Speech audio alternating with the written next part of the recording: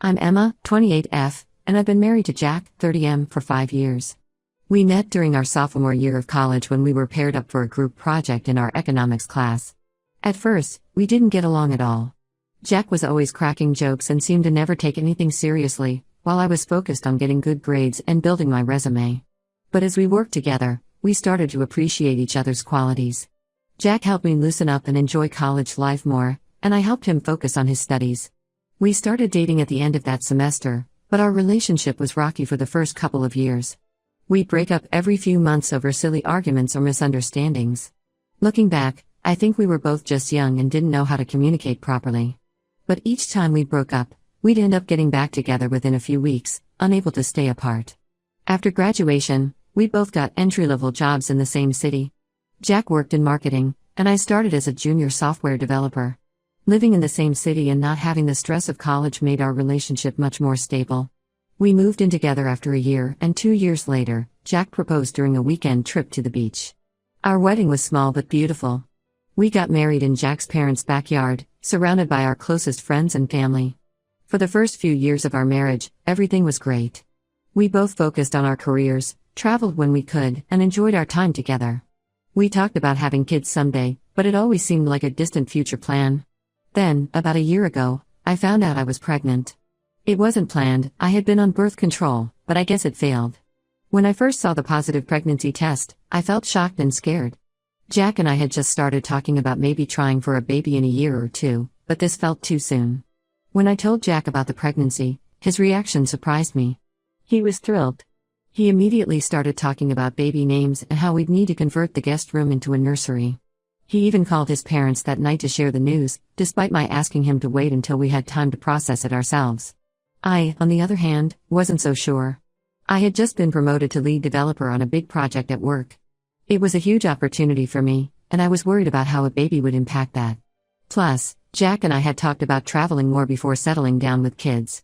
We had plans to visit Japan next year, something we both always wanted to do. I tried to talk to Jack about my concerns, but he didn't seem to hear me. He'd say things like, "Don't worry, it'll all work out," or "We'll figure it out together." But I needed more than vague reassurances. I needed a concrete plan. As the weeks went by, Jack's excitement only grew.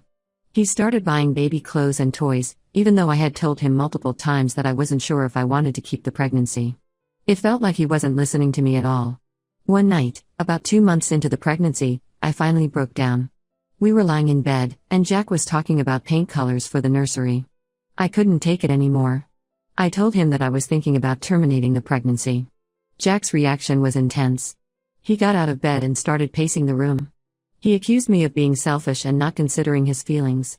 He said he couldn't believe I would even think about killing our baby. We had a huge fight that ended with Jack sleeping on the couch. The next morning, Jack left for work without saying goodbye. When I got home that evening, I found a note from him saying he needed some time to think and that he was going to stay with his brother for a few days. I felt terrible, but I also felt relieved to have some space to think. I spent the next few days researching my options and trying to figure out what I really wanted. I also called my older sister, Sarah, who had 2 kids of her own.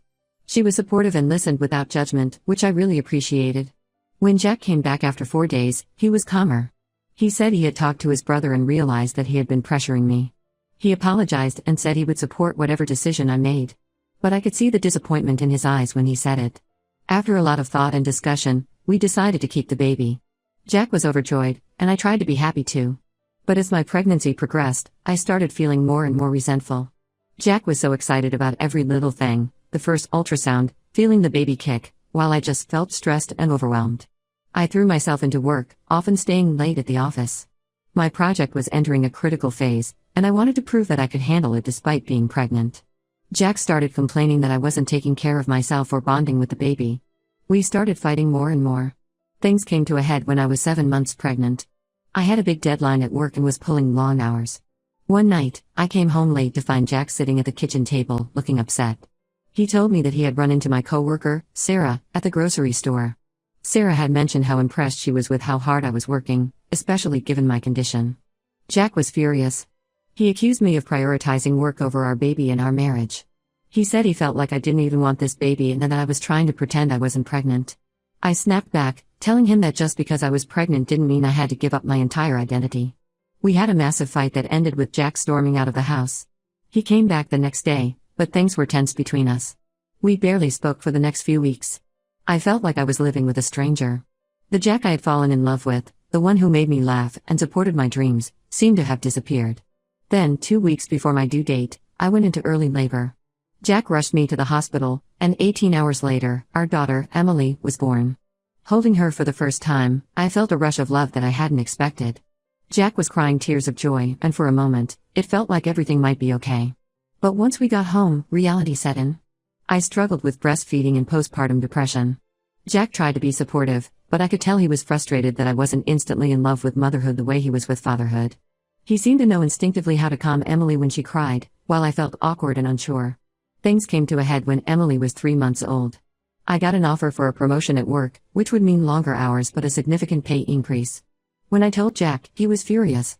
He said I was abandoning our family and that if I took the job, he would quit his job to be a stay-at-home dad. I was shocked. We had always talked about both of us working and sharing childcare responsibilities. In fact, before Emily was born, Jack had been talking about gunning for a promotion himself. I felt like Jack had completely changed since Emily was born, and I didn't know how to talk to him anymore.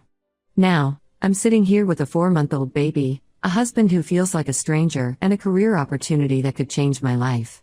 I don't know what to do. Am I the asshole for wanting to take this job? Should I prioritize my family over my career?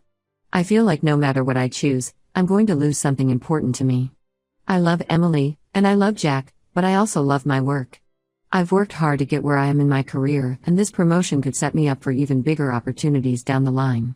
But I'm afraid if I take it, I'll lose my family. And if I don't take it, I'll resent Jack and Emily. I've tried talking to my friends about this, but most of them don't have kids and don't really understand. My sister Sarah has been supportive, but she chose to be a stay-at-home mom, so her perspective is different. My parents think I should prioritize my family, while Jack's parents have been oddly silent on the matter. I feel like I'm at a crossroads, and I don't know which path to take. I want to be a good mother to Emily, a good wife to Jack, and a successful professional.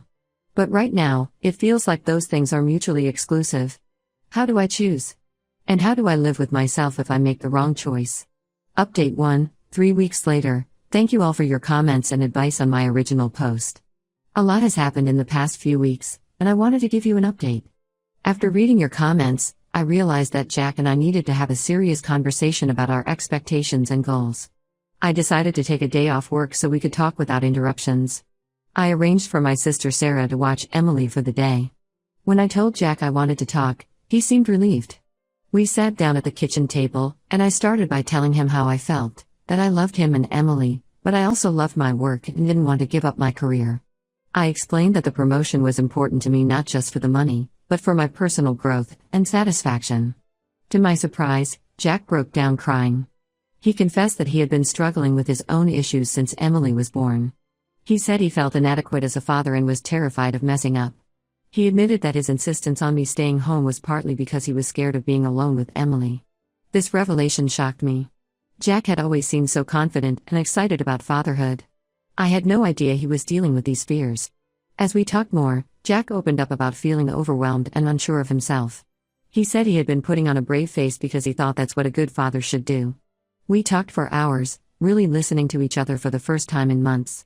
Jack admitted that he had been wrong to pressure me about work and that he was proud of my accomplishments. I apologized for not being more understanding of his struggles. We decided that I would take the promotion, but we would hire a part-time nanny to help out. Jack agreed to talk to a therapist about his anxiety around parenting.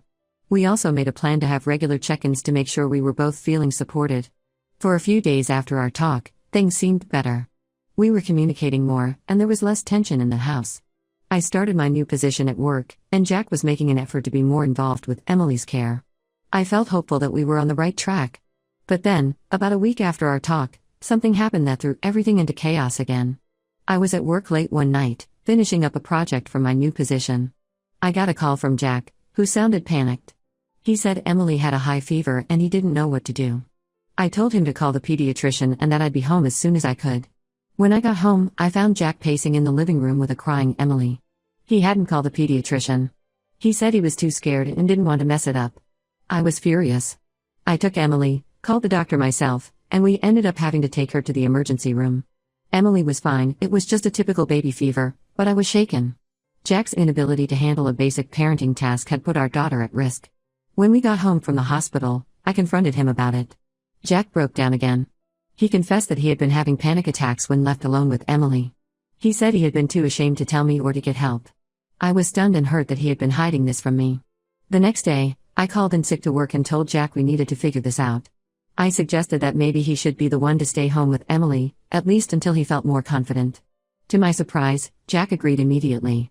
He said he had been wanting to suggest it but was afraid I would think less of him. So now, we're in the process of completely flipping our plans. I'm going to take the promotion and be the primary breadwinner. Jack is going to be a stay-at-home dad, with the support of a therapist and a parenting class. It's not what either of us expected, but it feels right. Jack seems relieved to have his struggles out in the open, and I'm excited about my new role at work. We're both a little nervous about the change, but we're committed to making it work. We've also decided to be more open with our families about what's going on. Jack told his parents about his anxiety, and they've been surprisingly supportive. My sister Sarah has been great too, offering to help out whenever we need it. I know we still have a long way to go in rebuilding our communication and trust, but for the first time in months, I feel hopeful about our future as a family. We're both committed to making this new arrangement work and to supporting each other through the challenges. I've learned a lot through this experience. I've realized that it's okay to ask for help, and that being a good parent doesn't mean having all the answers. I've also learned that communication is key in any relationship, and that it's important to really listen to each other's fears and concerns. As for my career, I'm excited about the opportunities ahead. My boss has been understanding about our family situation and has assured me that the company will support me in balancing my work and home life. I want to thank all of you again for your advice and support. It really helped me gain perspective on our situation and gave me the courage to have that difficult conversation with Jack. I'll keep you updated on how things go as we navigate this new chapter in our lives. Update 2 months later, I want to thank everyone again for their support and advice. The past 2 months have been a roller coaster, and I felt I owed you all another update. At first, our new arrangement seemed to be working well. I threw myself into my new role at work, and Jack seemed to be thriving as a stay-at-home dad. He was going to therapy regularly and taking parenting classes. He even started a blog about his experiences as a stay-at-home dad, which seemed to be helping him process his feelings and connect with other parents. Emily was doing great too. She was growing fast and hitting all her milestones. Jack was much more confident in caring for her, and I loved seeing them bond. When I come home from work, Jack would excitedly tell me about their day, the new sounds Emily was making, the games they played, the little adventures they had at the park. But about a month in, I started noticing some strange things. Jack was being very secretive with his phone. He would turn the screen away when I came into the room and was always texting someone. When I asked him about it, he said it was just other parents from his support group. I tried to brush off my suspicions, but they kept growing. Jack started going out more often, saying he was meeting up with other stay-at-home parents for playdates. But sometimes he would come home smelling like alcohol, which was odd for afternoon playdates. One night, I couldn't take it anymore. While Jack was in the shower, I looked at his phone. I know it was a breach of privacy, but I couldn't shake the feeling that something was wrong. What I found made me feel sick. Jack had been talking to my best friend, Lisa. And it wasn't just friendly chat. They had been sexting and making plans to meet up while I was at work. There were messages going back several weeks, getting progressively more explicit. Lisa and I had been friends since high school. She was my maid of honor at our wedding. She was Emily's godmother. I couldn't believe she would do this to me. I confronted Jack as soon as he got out of the shower. At first, he tried to deny it, but when I showed him the messages, he broke down. He admitted that he and Lisa had been having an emotional affair for weeks. He swore they had never been physical, but I didn't know if I could believe him. Jack tried to explain. He said he had been feeling lonely and overwhelmed as a stay-at-home dad. Lisa had reached out to check on him, and things had escalated from there. He said he knew it was wrong but hadn't known how to stop it. I was devastated. Not only had Jack betrayed me, but Lisa had too. I kicked Jack out of the house that night and told him to stay with his brother. I also called Lisa and told her our friendship was over. The next few weeks were incredibly difficult. I took some time off work to process everything and figure out what to do. Jack kept calling and texting, begging for another chance. He said the affair was a mistake, that he had been feeling insecure and Lisa had made him feel wanted. I didn't know what to believe. Lisa tried to apologize too. She sent me long emails explaining how sorry she was, how it had been a moment of weakness. But I couldn't bring myself to respond. The betrayal was too fresh, too painful. I was torn. On one hand, Jack had betrayed my trust in the worst way possible. On the other hand, we had a daughter together, and I knew how much Jack had been struggling. I didn't want to break up our family if there was any chance of salvaging it. After a lot of thought, I decided to give Jack one last chance. I told him he could come home, but we would be sleeping in separate rooms. I also insisted that we start couples therapy immediately. It's been a month since Jack came home. We're in therapy twice a week, and Jack is continuing his individual therapy as well. He's cut off all contact with Lisa and has given me full access to his phone and social media. He's also stepped up as a father, taking on even more responsibilities with Emily. I'm still hurting, and I don't know if I'll ever be able to fully trust Jack again. But I'm trying to take it one day at a time for the sake of our daughter. Jack seems genuinely remorseful and is working hard to rebuild our relationship. As for me, I'm focusing on being the best mother and employee I can be. My boss has been understanding about the situation and has allowed me some flexibility in my schedule. I've also started seeing a therapist on my own to work through my feelings about the affair and my struggles with motherhood. I've cut off all contact with Lisa. It hurts to lose my best friend, but I know I can't have her in my life anymore. Some of our mutual friends have reached out, and I've been honest about what happened. Most have been supportive, but it's still awkward and painful. Jack and I are taking things slow. We're not being intimate, and I'm not sure when or if I'll be ready for that again. We're focusing on co-parenting Emily and trying to rebuild our friendship and trust. I don't know what the future holds for us, but I'm committed to giving it one last try. If it doesn't work out, at least I'll know I did everything I could to save our family. Thank you all again for your support and advice. It's been a difficult journey, but I'm hopeful that we can come out stronger on the other side. Update 3, 6 months later. It's been 6 months since my last update, and I felt it was time to share what's been happening. After discovering Jack's emotional affair with Lisa, we spent months in intensive couples therapy. We worked hard on rebuilding trust and improving our communication. Jack continued his individual therapy and parenting classes, and I started seeing a therapist on my own as well. For a while, things seemed to be improving. Jack was more attentive and supportive, both as a husband and a father. He was open about his feelings and struggles, and we were having honest conversations about our relationship. I was slowly starting to trust him again, though it was a difficult process. Emily was thriving. She started walking and saying her first words. Watching her grow and develop was a bright spot during this challenging time. Jack was an attentive father, and despite our issues, we were able to co-parent effectively. At work, I was excelling in my new role. The promotion had been challenging, but I was rising to meet those challenges. My boss was pleased with my performance, and there was talk of further advancement in the future. But about 3 months ago, something changed. I started noticing Jack becoming distant again. He was spending more time on his phone and being vague about his whereabouts. My gut told me something was off, but I tried to ignore it, not wanting to believe that Jack could betray me again. Then, 2 weeks ago, I got an anonymous email. It contained screenshots of messages between Jack and several women from his parenting support group. The messages were flirtatious and inappropriate, though not as explicit as the ones with Lisa had been. When I confronted Jack, he initially tried to downplay it, saying it was just harmless flirting. But as I pressed him, the truth came out. He admitted that he had been seeking attention and validation from other women again. He swore he hadn't met up with any of them physically, but at this point, I didn't care. The trust was broken again. I realized then that no matter how much therapy we did, no matter how hard we tried, Jack wasn't going to change. He had a pattern of seeking validation outside our marriage whenever things got tough, and I couldn't live with that constant fear and suspicion. So, I made the hardest decision of my life. I told Jack I wanted a divorce. He begged and pleaded, promising to change for real this time. But I knew in my heart that it was too late. The love and trust that had once been the foundation of our relationship were gone, replaced by hurt and resentment. I've spent the last 2 weeks meeting with a lawyer and making arrangements for our separation. We've agreed to a co-parenting schedule for Emily, and Jack will be moving out at the end of the month. We're trying to keep things amicable for Emily's sake, but it's been difficult. It's been incredibly hard, especially explaining to Emily why Daddy won't be living with us anymore. She's too young to really understand, but she can sense that something is wrong.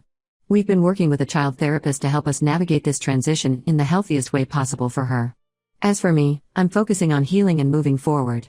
My job has been a source of stability and fulfillment during this chaotic time, and I'm grateful for that. I've also reconnected with some old friends who have been incredibly supportive. My family has been a huge help. My sister Sarah has been coming over regularly to help with Emily, and my parents have been supportive both emotionally and practically. It's reminded me of how important family support is during tough times. I've also started to rediscover myself outside of my roles as wife and mother. I've joined a book club and started taking a photography class. It's been refreshing to focus on my own interests and personal growth. The road ahead won't be easy. Single parenthood is daunting, and I know there will be challenges. But for the first time in a long time, I feel hopeful about the future. I'm looking forward to creating a happy, stable life for Emily and myself. I've learned a lot through this experience. I've learned the importance of trusting my instincts and not ignoring red flags. I've learned that it's okay to prioritize my own happiness and well-being. And I've learned that I'm stronger than I ever knew.